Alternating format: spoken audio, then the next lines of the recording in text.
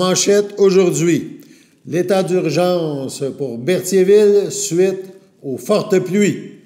Bonjour à tous et bienvenue à votre bulletin d'information sur les ondes de CTRB, votre télévision locale et régionale, en ce 13 août. Donc, la ville de Berthierville a décrété l'état d'urgence, comme plusieurs autres municipalités, notamment dans la Naudière, suite aux fortes pluies. Mais avant de vraiment parler du dossier de Berthierville, on rappelle, toujours en lien avec les événements de vendredi, des conséquences, qu'il y a avis d'ébullition pour l'eau potable à Sainte-Geneviève de Berthier. Un avis préventif qui est en vigueur jusqu'à nouvel ordre pour les secteurs suivants de la municipalité. Le rang Rivière-Bayonne-Nord du 651 au 1380, c'est les numéros civiques. Rang Rivière-Bayonne-Sud du 941 au 1313 et Chemin-Robillard. Donc, la municipalité avisera lorsque le tout reviendra à la normale. Toujours avant de parler de Berthierville, on rappelle à Saint-Cuthbert, il y a des dommages partout, évidemment, dans la région, mais à Saint-Cuthbert, c'est beaucoup problématique. On parle de dommages routiers majeurs. Il y a des routes fermées et la dernière mise à jour, c'est ce matin, donc 13 août à 9 h ce matin. Donc, en raison des fortes pluies, plusieurs routes ont subi des dommages, mentionne la municipalité. Voici la liste où la circulation est impossible. Route Bélanger, route Gonzague-Brizard, route Fafard, Laurent-York entre la Côte-Jolie et la montée Saint-Jean et la route de la ligne Désaillé.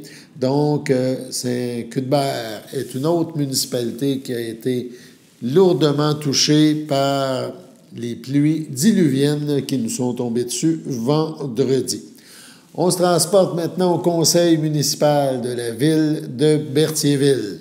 C'était donc hier soir et en début de séance, chaque début de séance, le maire de Berthierville, il va d'une allocution. Donc, il y a un moment de réflexion, si on peut dire, mais celui-là concernait, entre autres, deux sujets importants. Les inondations, le déluge d'eau qui a frappé Berthierville aussi. Donc, dans un premier temps, on va écouter un extrait du maire de Berthierville, Pierre Lahaye, concernant les dégâts majeurs qui ont touché Berthierville lors de ce vendredi de pluie hors de l'ordinaire. Je vais y aller avec un instant de réflexion ce soir. J'ai quelques points. Premièrement, je veux parler des inondations le vendredi dernier, le 9 août. Donc, en premier lieu... C'est bon? Donc, en premier lieu, je veux remercier Mme Sylvie Dubois, directrice générale de la ville de Berthierville et coordonnatrice des mesures d'urgence, M. Daniel Richard, qui est contremaître aux travaux publics, et les employés des travaux publics pour le travail remarquable vendredi durant les pluies torrentielles et tout au long de la fin de semaine. Je peux vous dire qu'il y a eu des heures de fait. Même Mme Dubois m'a quitté l'hôtel de ville à 2 h du matin, samedi matin. Donc, beaucoup d'heures là-dedans. Je veux aussi souligner le courage et la résilience dont fait preuve tous nos citoyens en cette période difficile. Donc, la Ville a mis en place sur le site web et sur le site Facebook de la Ville différentes informations concernant l'événement de cette fin de semaine, incluant des formulaires de réclamation. Il y a des formulaires de réclamation pour les propriétaires et locataires dans le cadre du programme d'assistance du ministère de la Sécurité publique. Donc, si vous avez entendu, il y a eu des communiqués de presse, je sais, à la télé, qui a passé à la télé. On fait référence à ce programme-là. Dernièrement, et non les moindres, je veux souligner le courage et l'énergie et la force de caractère de nos commerces et industries qui ont subi l'inondation, et plus spécifiquement les commerces de la rue Gabriel Brissette, qui ont été durement touchés, donc l'épicerie IGA de la famille Mondor, le restaurant Saint-Hubert et la station-service Petro-Canada. Donc, je vous dis, vous avez notre entière collaboration dans le rétablissement de vos commerces. Le maire Lahaye a abordé un autre dossier lors de ce point de réflexion. Évidemment, Berthierville est en effervescence. Il y a plusieurs projets de construction domiciliaire qui se travaillent ou qui se déroulent présentement. Et il y a certains projets qui, on va le dire, agacent des citoyens. Il y a même eu une pétition, il y en a été question lors de l'Assemblée, qu'il y avait une pétition qui a été déposée à une autre Assemblée au préalable concernant la construction de logements, de multi-logements, dans le coin rue Pierre-de-Lestage, où on retrouve évidemment d'autres blocs, tout ça, et il y a des gens qui aimaient moins que ça se déroule là. Et le maire a pris plusieurs minutes pour résumer la situation. Dans le fond, il souhaite que les gens ne bloquent pas les projets résidentiels. Il mentionne que ces projets sont réfléchis, qu'ils sont analysés par le conseil, qu'ils sont vus par les membres du comité consultatif d'urbanisme qui respectent les règles et que la Ville a besoin de plus de monde, donc plus de citoyens pour payer le manque, le retard là, en infrastructure municipale. Il rappelle que Berthierville est une vieille municipalité et que plusieurs travaux d'infrastructures sont à faire et évidemment, c'est beaucoup d'argent. Donc, il y a un développement potentiel et il souhaite que la population soit derrière ce développement. On écoute un autre extrait présentement. Autre sujet. Je crois opportun en ce moment-ci, avec plusieurs demandes de citoyens, d'expliquer les enjeux. Donc, Berthierville fait face aujourd'hui et dans les prochaines années, de même que les décisions qui devront être prises, non seulement dans l'intérêt de certains citoyens, mais dans l'intérêt du développement de la ville de Berthierville dans son ensemble. Donc, je vous relate quelques faits. Berthierville a 350 ans et est la 16e plus vieille ville au Québec et historiquement a déjà été une, sinon la ville la plus importante économiquement dans la Naudière. Berthierville, malgré une situation géographique des plus enviables au Québec, ne s'est pas développée au même rythme que plusieurs autres villes au Québec. On n'a qu'à penser à Joliette, Drummondville ou même nos voisins de Valtry. Berthierville est néanmoins une ville de centralité qui offre des services autant aux citoyens de la ville que des citoyens des municipalités environnantes qui profitent des services suivants, donc l'épicerie, les différents commerces, les restaurants, les cliniques médicales, les pharmacies, les écoles primaires et secondaires, les résidences pour aînés, un aréna, divers services financiers et gouvernementaux, entre autres. Berthierville procure aussi du travail pour de nombreux citoyens de la ville et des municipalités voisines. Je vais vous parler par le fait même des infrastructures et rues. Donc, la dépense la plus importante dans le budget d'une ville est la réfection des infrastructures et des rues.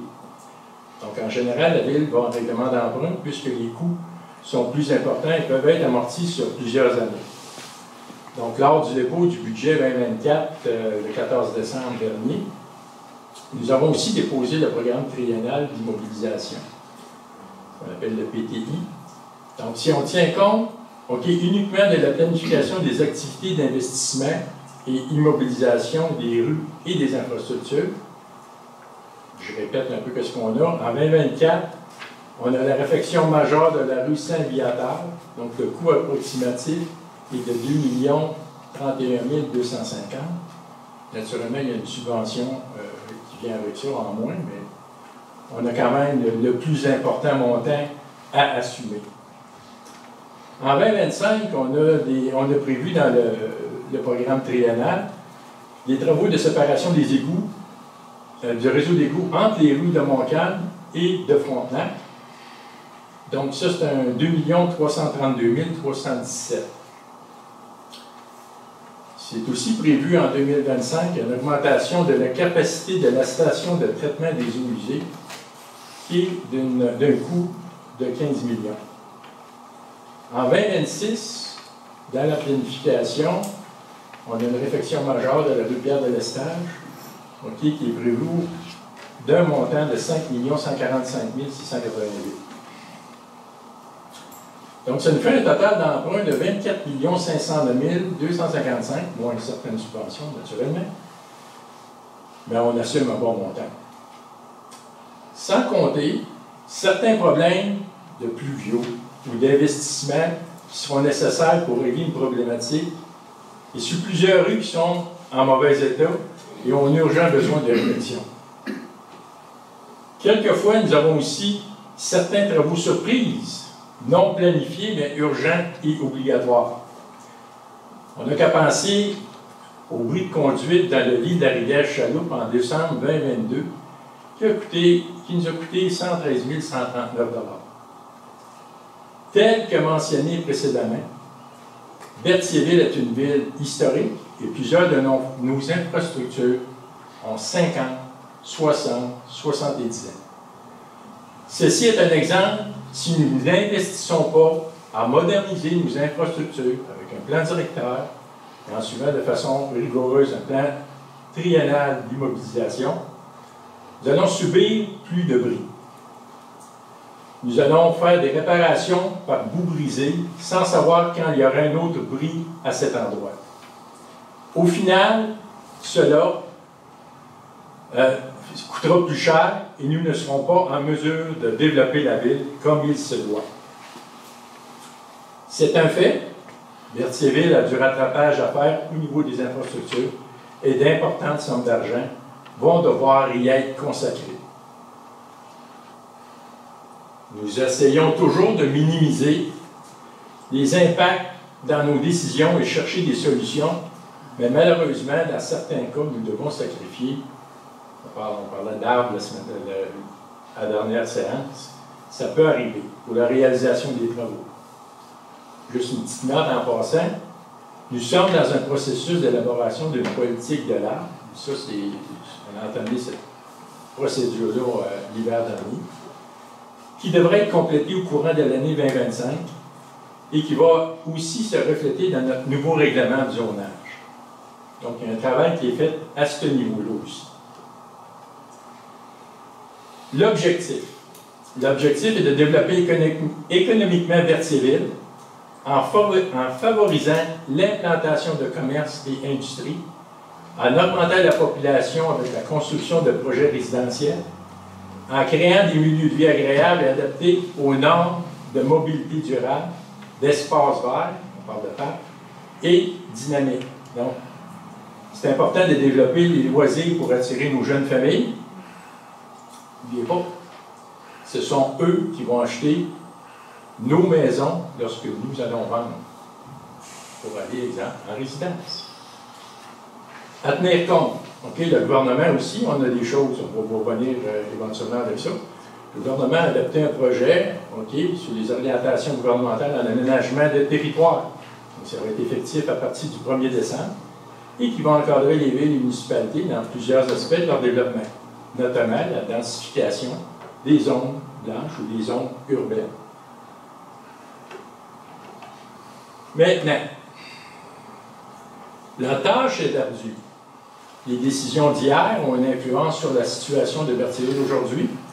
Et les décisions que le Conseil prend aujourd'hui auront un impact dans les 10, 20, 30 prochaines années. Peu importe le maire ou le Conseil qui siège ou siégera dans les prochaines années, la situation et les faits sont bien réels. Il faudra faire face à la réalité. Bloquer ou s'opposer aux projets de développement économique et résidentiel pour des motifs d'intérêt personnel, lorsqu'ils ont fait l'objet d'études par l'urbanisme, par le CCU selon le règlement de zonage et par le Conseil dans certains cas, on parle d'usage conditionnel, retard des procédures. Donc, les décisions sont réfléchies et ne sont pas prises à la légère. Berthierville est la prochaine ville à se développer. Ou non. Berthierville est à un moment de son histoire où elle va soit prospérer ou soit décliner. Les défis et les enjeux ne disparaîtront pas. Chose certaine, c'est qu'il est primordial que Berthierville se développe économiquement et augmente sa population pour prospérer et maintenir les taux de taxation citoyens raisonnables. Ça inclut aussi les loyers à prix abordable et offrir les meilleurs services, naturellement. Donc, en gros, il faut plus de monde pour payer les infrastructures et autres investissements nécessaires. Ma vision est de mettre toutes mes énergies pour le développement économique de la ville et d'augmenter sa prospérité qui va bénéficier à tous les citoyens. C'est la seule raison pourquoi je suis en politique. Votre station de télévision de Berthierville vous invite cordialement à son bingo hebdomadaire télédiffusé tous les samedis matins dès 9h30. Depuis longtemps, les fans de CTRB se divisent le joyeux montant de 600 $ chaque semaine à cette joute de bingo. N'oublions pas non plus le super bingo mensuel d'une cagnotte de 2000 $ que vous pourriez vous partager chaque premier samedi du mois. Un moment de fébrilité qui pourrait devenir payant pour plusieurs d'entre vous. Pour vous procurer ces fameuses cartes de jeu, les dépositaires participants sont à Berthierville, le dépanneur Formule 1, la station-service Arnois sur le boulevard Gilles-Villeneuve, le marché IGA Extra Famille Mont-d'Or sur la rue Gabriel-Brissette, le marché Métro Boucher sur la rue Notre-Dame et la pharmacie Proxime sur la rue Frontenac. À Saint-Ignace de Loyola, le dépanneur Proxy sur la rue de la Traverse, la boucherie Aldo sur le rang Saint-Michel. C'est donc un rendez-vous hebdomadaire chaque samedi matin à 9h30 sur les ondes de CTRB, votre télévision locale et régionale, celle-ci toujours en haute définition. Toute l'équipe de CTRB vous remercie de votre fidélité et vous souhaite bonne chance.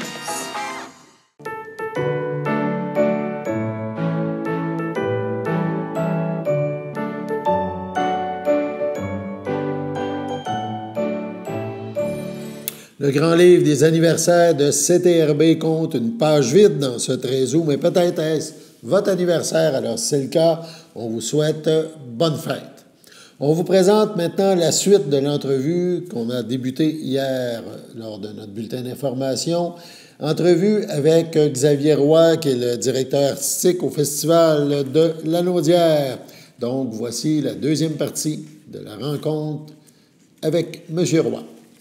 Ouais. C'est ça. Quand tu es arrivé, est-ce que tu as un petit peu de chiffres ou de choses? Tu peux faire un comparatif en disant que tu es arrivé, tu as vraiment... Parce que celui qui était là avant toi, le directeur général, ça faisait quand même quelques années, avec un S qui était là, que ça a été aussi l'apprentissage. Ça a été de voir les effectifs ont augmenté. Tu as fait beaucoup de choses. Bien, en fait, les effectifs n'ont pas beaucoup augmenté. Je le rappelle une fois de temps en temps au conseil d'administration parce qu'on a à peu près le même nombre d'employés permanents là, maintenant qu'on en avait en 2016 ou 2017. Okay. Pourtant, on a un lieu où on fait beaucoup de locations, on a plein de nouvelles séries de concerts, d'activités. Donc, c'est certain que le volume d'activités a augmenté, mais on livre ça à peu près avec la même équipe qu'au milieu des années 2010. Mais après ça, on dégage des ressources supplémentaires aussi parce que, justement, la philanthropie, bien, le financement privé au festival, on a doublé en 4 ans, en plus de la campagne de financement qu'on avait fait pour le bâtiment ici. En termes de billetterie, on se retrouve à peu près 30% de plus qu'en 2019, là, sous le toit. Puis probablement un 15-20% au total là, en termes de revenus de billetterie. Donc, c'est beaucoup. C'est une grosse progression, oui. C'est une grosse progression, surtout qu'on parle de 2 ans que c'était comme zéro, là, disons qu'on le mette à de zéro. Bien, oui, parce que... Bien, oui et non. Oui, en termes de présentation de concerts, il y avait moins d'événements. Mais en même temps, ce temps-là nous a permis vraiment de réfléchir comme il faut à ce qu'on voulait faire. Puis dans un contexte, par exemple en 2021, où on a pu présenter quelques concerts à dernière minute, ça a été une opportunité de tester des affaires assez rapidement. Donc, on a pu utiliser cet espace-là qui était créé par la COVID comme un espace qui nous permettait de mieux se mettre en selle pour la suite des choses. Je te dirais en terminant, oui. Comment tu vois le festival? Parce que oui, je suis sûr que tu vas le suivre. Oui. On laisse aller le bébé, mais on a toujours un petit œil, un petit regard sur ce qui se passe. Qu'est-ce que tu penses que tu vois dans 5 ans, dans 10 ans pour le festival? Oui, c'est sûr que je vais continuer de le fréquenter. Là. Je vais venir à Joliette chaque été pour venir voir des concerts. Ce que je vois pour le festival dans 5-10 ans, c'est ce que j'espère, c'est de maintenir puis de dépasser la qualité des concerts qu'on a aujourd'hui. Tu sais, je pense qu'on a atteint un niveau qui est vraiment exceptionnel, mais je pense qu'on peut aller encore plus loin. Je souhaite que le festival maintienne son implication dans le coin. Tu sais, je pense qu'on a les infrastructures pour le faire, mais il y a toutes sortes de manières à travers lesquelles on peut avoir de l'impact. Là, on a donné notre premier concert à la prison pour femmes de Joliette cet été. Ça, par exemple, c'est une action qui est relativement simple pour nous puis qui peut avoir un impact dans la vie des gens. Puis après ça, au niveau administratif, je pense une équipe stable. Tu sais, notre équipe, en ce moment, il n'y a pas eu beaucoup de roulement. Donc, le fait d'avoir une équipe qui est stable permet... Ça roule mieux. Ça roule mieux, puis tout est plus facile. Puis aussi, des finances en santé. Oui, on a augmenté les revenus autonomes. C'est quasiment 50% de plus de revenus autonomes qu'en 2019. Mais les coûts de production, les coûts de programmation ont explosé. Tout coûte plus cher maintenant. Puis on le voit à l'épicerie, mais c'est encore pire dans le monde des arts. Donc, de trouver une manière d'atteindre cet équilibre-là, de dire, on présente des concerts au niveau où on souhaiterait le faire, mais sans hypothéquer le futur du festival. Ça. Donc, je vais pas dire encore plus de reconnaissance de la part des, je vais pas dire des gouvernements. Le culture municipal, oui, mais au gouvernement, des fois, c'est un petit peu plus difficile. C'est certain que ça pourrait aider. On ne dirait pas non, mais moi, je pense que l'avenir du festival au niveau budgétaire passe beaucoup par une augmentation encore plus loin de la billetterie, puis le développement d'une philanthropie de fonds. On a une fondation, mais je pense qu'on peut l'amener encore plus loin pour assurer une sécurité pour la suite des choses au festival. Ah, c'est bien. Bon, je te remercie beaucoup. On va te souhaiter bonne continuité. Merci. Tu nous as dit que tu t'en allais à Ottawa dans un autre domaine complètement différent et tout, mais c'est des beaux challenges, puis on te souhaite une bonne chance dans tes projets futurs. Merci beaucoup. Merci. Bye. Sur ce, on passe à la pause.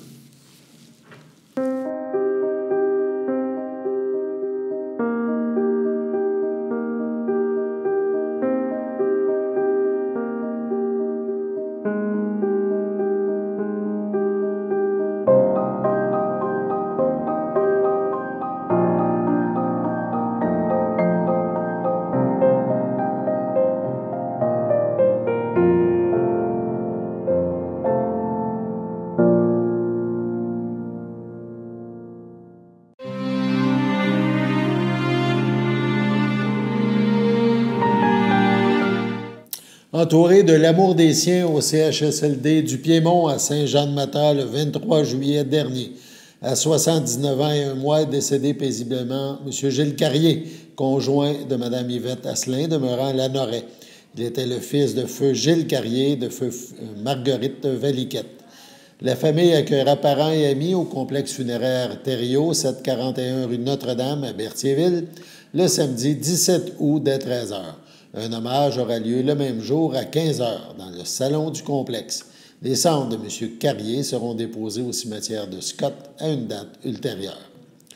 Outre sa conjointe, il laisse dans le deuil sa fille Cynthia, Stéphane Castonguay, ses petits-enfants Samuel et Maxime Castonguay, les enfants de sa conjointe Mélanie Prudhomme, Sébastien Prudhomme, José Brouillette, son petit-fils Steven Dubois, son arrière-petite-fille Lexie Dubois, il était le frère de feu Maurice, donc Claire Champagne, de feu André, Marjolaine, Réal Breton, le beau-frère de Janine Asselin, feu Paul Hubert Lépine, et feu Normand Asselin, Janine Pellan, Alain Asselin, Pierrette Perrault, ainsi que plusieurs neveux, nièces, autres parents et amis. Un sincère remerciement à Dr Virginie Plante ainsi qu'au personnel du soin palliatif du CHSLD du Piémont à Saint-Jean-de-Mather pour leur gentillesse et leur dévouement. Et ceux et celles qui le désirent peuvent faire parvenir un don à la Fondation du CHU de Québec, Centre des maladies du rein Deschênes-Fabia, hôpital du Saint-Sacrement, l'équipe en oncogénétique. Au CHDL de Saint-Charles-Borromée, le 14 juillet, à 81 ans, est décédée Mme Louise Comartin, épouse de feu André Barrette, demeurant à Saint-Barthélemy. L'ayant précédé François Barrette, Jeanne d'Arc-Étu et Jules Clément. Elle laisse dans le deuil ses enfants. Michel Barrette, Chantal Choquette, Lynne Barrette, Benoît Chrétien. Mélanie Barrette, Yannick Bonnet, ses petits-enfants. Caroline, Sandrine, Samuel, Lauriane, Rosalie, Aurélie et Gabrielle. Son arrière-petite-fille, Juliane, ses frères, sœurs, beaux-frères et belles-sœurs. Jean-Claude Comartin, Betty Marx, Sonia Léveillé, feu Marc Comartin, André et Martial Comartin, Suzanne Comartin, Marcel Lessard, Agathe Comartin, Marcel Baudin, Ginette Hébert, feu Yves Comartin, Denis Chevalier, feu Gérard Barrette, Claire Barrette, feu Jean Destrampes, Jeannette Barrette, feu Denis Dénommé, Yvonne Barrette, ainsi que plusieurs neveux, nièces, autres parents et amis. La famille vous accueillera dimanche 18 août, 13h, au complexe funéraire Efterio, rue Notre-Dame, à Berthierville. Suivra un hommage à la chapelle du complexe à 16h. Sur ce, passons à la météo.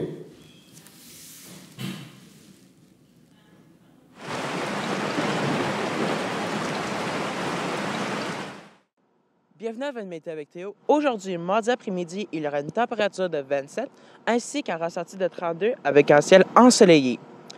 Pour mardi soir, il y aura une température de 25 avec un ressenti de 30 ainsi qu'un ciel dégagé. Et pour mardi nuit, il y aura une température et un ressenti de 16 avec un ciel qui sera aussi dégagé. Pour mercredi matin, il fera ensoleillé avec des passages nuageux avec une température et un ressenti de 18. Pour mercredi après-midi, il y aura une température de 27, un ressenti de 33, ainsi qu'un ciel variable. Et pour mercredi soir, il y aura des risques d'orage qui sera accompagné d'une température de 25 avec un ressenti de 33 qui sera accompagné de 1 mm de pluie. Et pour finir, mercredi nuit, il y aura une température et un ressenti de 17 ainsi que des risques d'orage qui sera accompagné de 1 mm de pluie. C'est tout pour votre météo. Merci d'avoir été avec nous en ce 13 août. Alain Bellumeur au Pépites. On vous invite à être des nôtres demain, même heure, même poste. À bientôt.